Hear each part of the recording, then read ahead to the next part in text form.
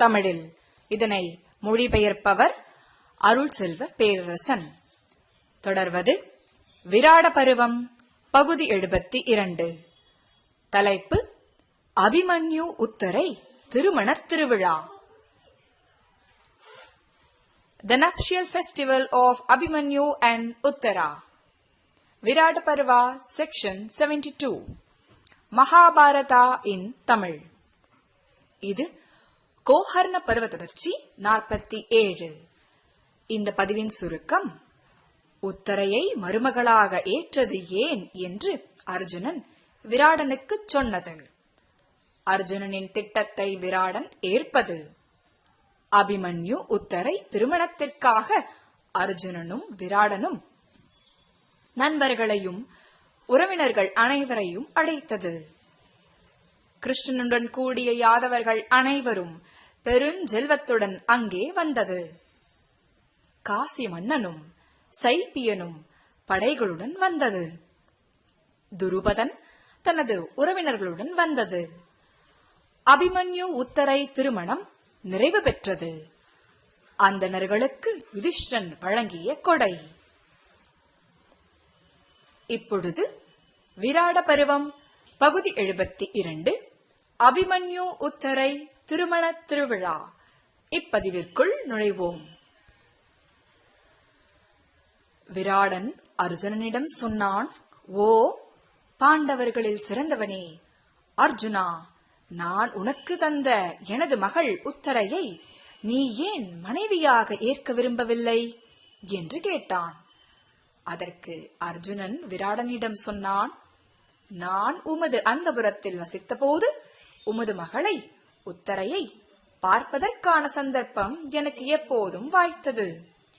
தனிமையிலோ துணையுடனோ இருக்கும் போதெல்லாம் அவளும் அந்த உத்தரையும் என்னை ஒரு தந்தையை நம்புவது போல நம்பினாள்.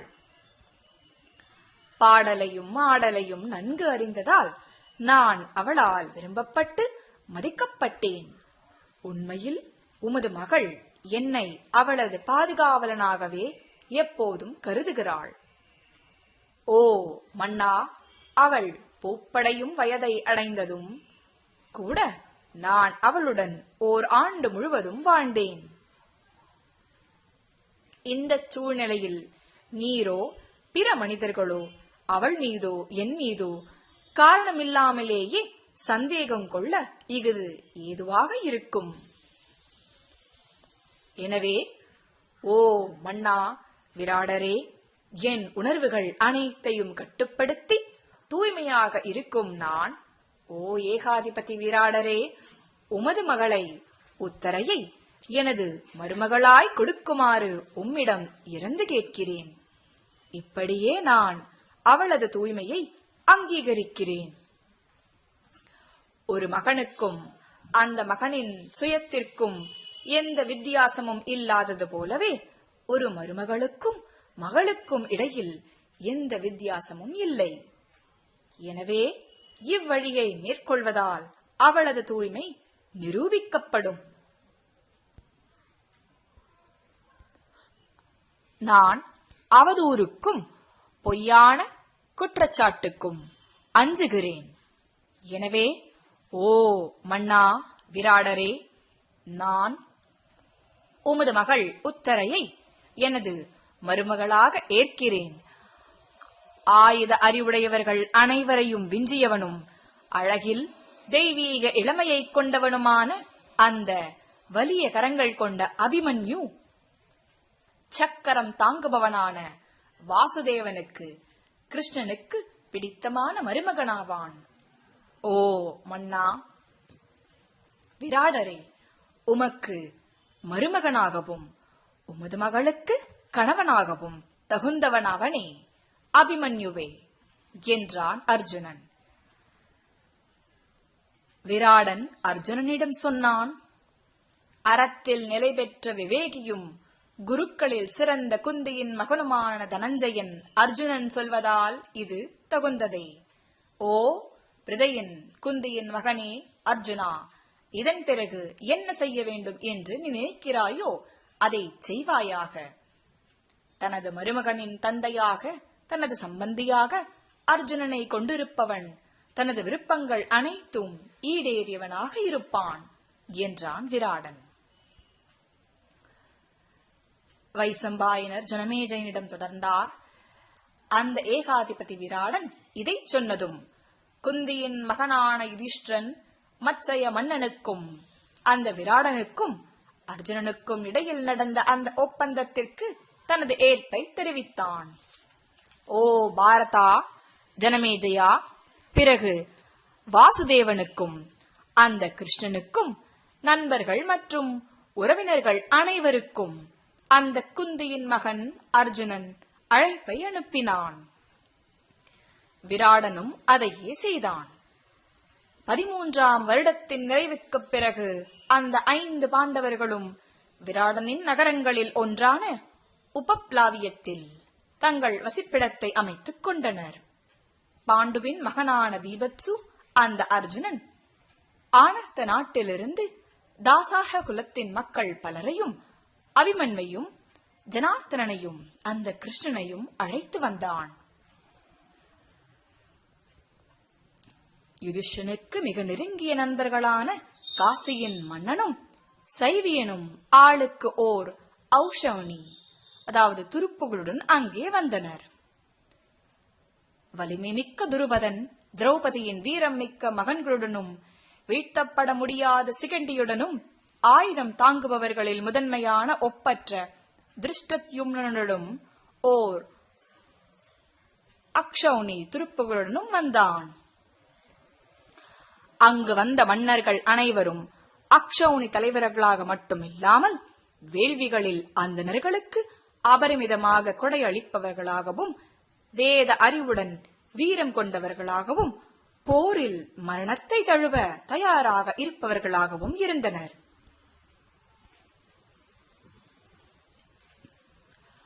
அவர்கள் வந்ததை கண்ட அறம் சார்ந்த மனிதர்களில் முதன்மையான மத்சயர்களின் மன்னன் விராடன் முறைப்படி அவர்களை வணங்கி அவர்களது துருப்புகளையும் பணியாட்களையும் சுமை தூக்கிகளையும் மகிழ்வித்தான்.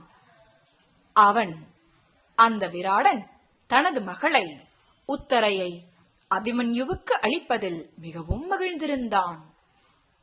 நாட்டின் பல்வேறு பகுதிகளிலிருந்து மன்னர்கள் வந்த பிறகு மலர் மாலைகளால் அலங்கரிக்கப்பட்டு அங்கு வந்த வாசுதேவன் அந்த கிருஷ்ணன், ஹலாயுதன் அந்த பலராமன், ஹிருதிகனின் மகன் கிருதவர்மன், சத்தியகனின் மகன் யுதானான்,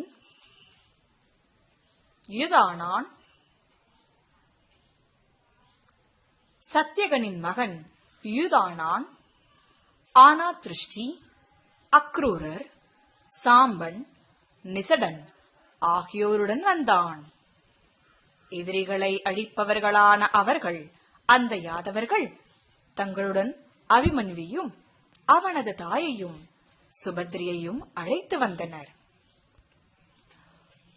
ஒரு வருடம் முழுவதும் துவாரகையில் வசித்த இந்திரசேனனும் மற்றவர்களும் நன்கு அலங்கரிக்கப்பட்ட பாண்டவர்களின் தேர்களை தங்களுடன் கொண்டு வந்தனர். அந்த விருஷ்ணிகள் புலியான பெரும் பிரகாசமிக்க வாசுதேவனை அந்த கிருஷ்ணனை தொடர்ந்து 10,000 யானைகளும்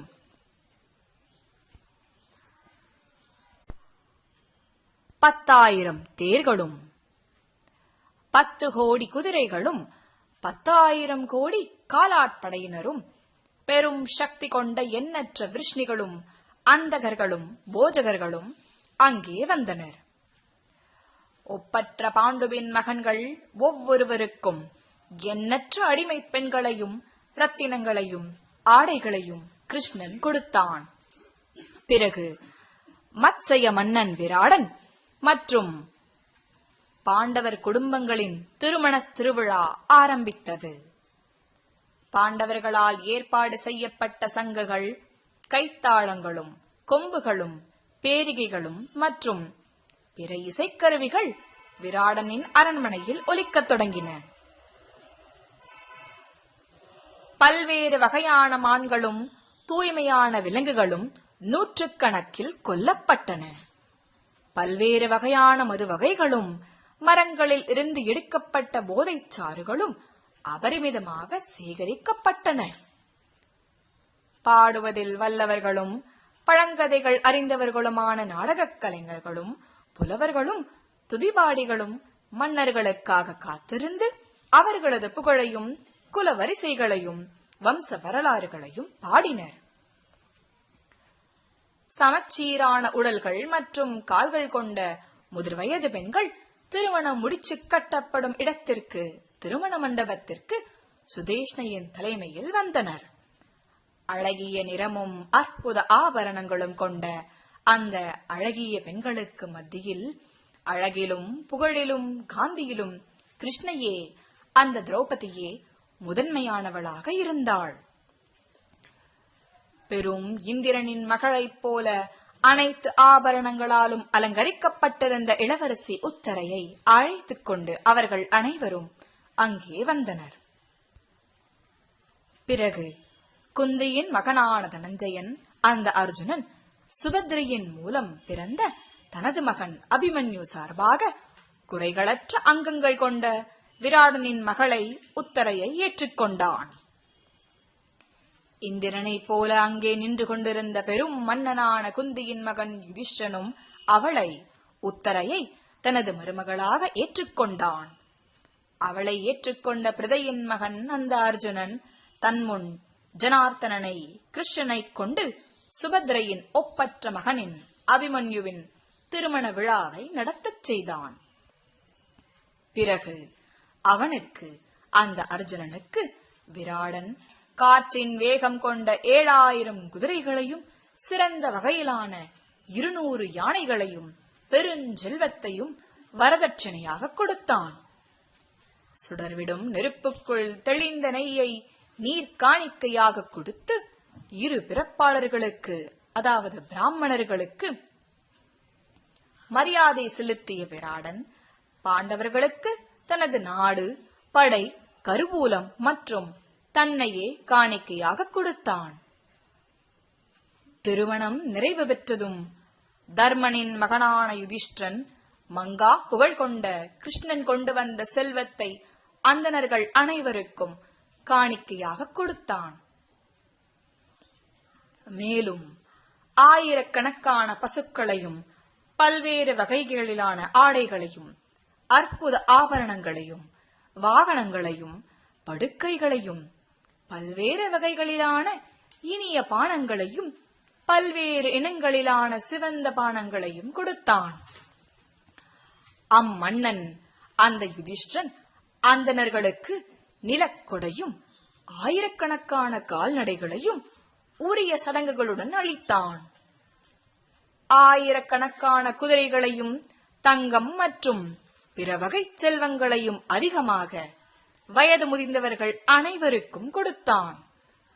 மேலும், ஓ பாரத குலத்தின் காளையே ஜனமேஜயா, நன்கு உண்டு மகிழ்ச்சியுடன் இருந்த மனிதர்களில் நிரம்பிய அந்த மத்சய மன்னனின் விராடனின் நகரம் பெரும் திருவிழா நடப்பதைப் போல பிரகாசமாக ஒளிர்ந்தது என்றார் வைசம்பாயனர். இத்துடன் கோகர்ண பருவம் முற்றிற்று.